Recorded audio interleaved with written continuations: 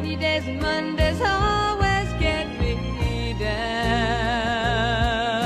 দরাজ কণ্ঠের এই শিল্পীর নাম ক্যারেন কার্পেন্টার। কণ্ঠ দেওয়ার পাশাপাশি ড্রামও বাজান বেশ। পাশে তার বড় ভাই রিচার্ড কার্পেন্টার, পিয়ানোতে পটু। ভাই বোনের জুটি দ্য কার্পেন্টার্স নামে কাঁপিয়েছে পশ্চিমা সঙ্গীত জগৎ। সফট রক আর পপের মিশেলের গান দিয়ে তারা একটা প্রজন্মকে মন্ত্রমুগ্ধ করে রেখেছেন। বিটলসের পল ম্যাককার্টনির মতো বোদ্ধার চোখে ক্যারেন কার্পেন্টার ছিলেন সর্বকালের সেরা নারী কণ্ঠশিল্পী। অমিত প্রতিভাবান এই শিল্পী মারা যান মাত্র 32 বছর বয়সে 1983 সালে। জীবনের মতো তার মৃত্যুটাও ছিল বহুল চর্চিত বিষয়, কারণ এমন জটিলতায় তার মৃত্যু হয় যা আগে কেউ কখনো শোনেনি।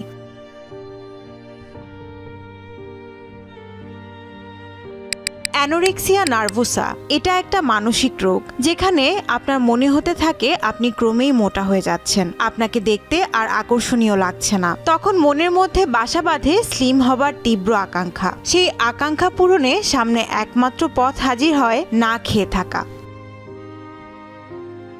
সাধারণত মেয়েদের মধ্যে দেখা যায় এই রোগ। কম বয়সী মেয়েদের স্লিম হওয়ার আকাঙ্ক্ষা থেকেই অনেক সময় এই সমস্যা শুরু হয়। এতে রোগীর খাওয়ার ইচ্ছা অস্বাভাবিক রকমভাবে কমে যায়। ক্যারেন কার্পেন্টার ছিলেন প্রথম তারকা যিনি এই জটিল ইটিং ডিসঅর্ডারের শিকার হন। তার কাছে খাবারই ছিল জীবনের একমাত্র শত্রু।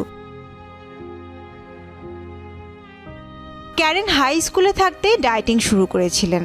ডাক্তারের পরামর্শে তিনি স্টিলম্যান ডায়েট শুরু করেন। শাকসবজি, চর্বিবিহীন খাবার ও দৈনিক 8 গ্লাস পানি পান করতেন তিনি। 1983 সালে যখন ক্যারিয়ারের শীর্ষে, তখন ক্যারেন তার ওজন কমিয়ে 120 পাউন্ডে নামিয়ে আনেন। বছরের শেষ দিকে এক কনসার্টে নিজের ছবি দেখে ভড়কে যান ক্যারেন। মঞ্চে তাকে কি ভীষণ মোটাই না দেখায়।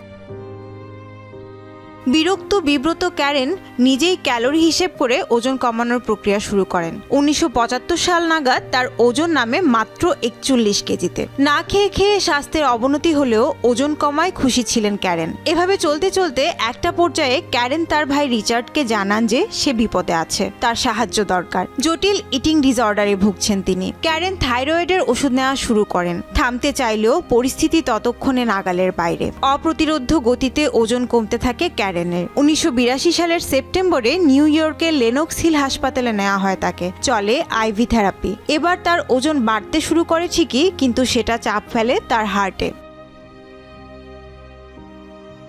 4 ফেব্রুয়ারি 1983 শোবার ঘরে লুটিয়ে পড়েন ক্যারেন। ডাক্তাররা জানায় ওই সময় তার হৃদযন্ত্র প্রতি 10 সেকেন্ডে একবার স্পন্দিত হচ্ছিল। ডাউনি কমিউনিটি হাসপাতালে সকাল 9:51 মারা যান ক্যারেন। অটোপসিতে জানা যায় তার ব্লাড সুগার লেভেল স্বাভাবিকের চেয়ে 10 গুণ বেশি ছিল।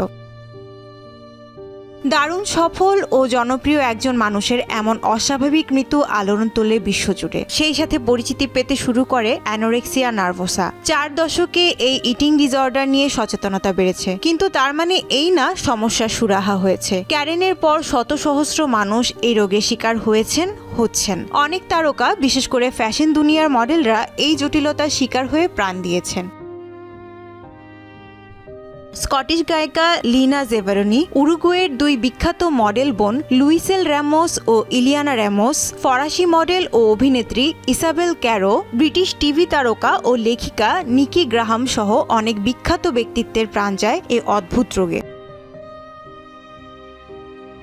স্লিম হবার জন্য ডায়েটের নামে এই বাড়াবাড়ি যে কতটা ভয়ানক পরিণতি ডেকে আনতে পারে তার উদাহরণ ক্যারেন, তারপর আরও অনেকে।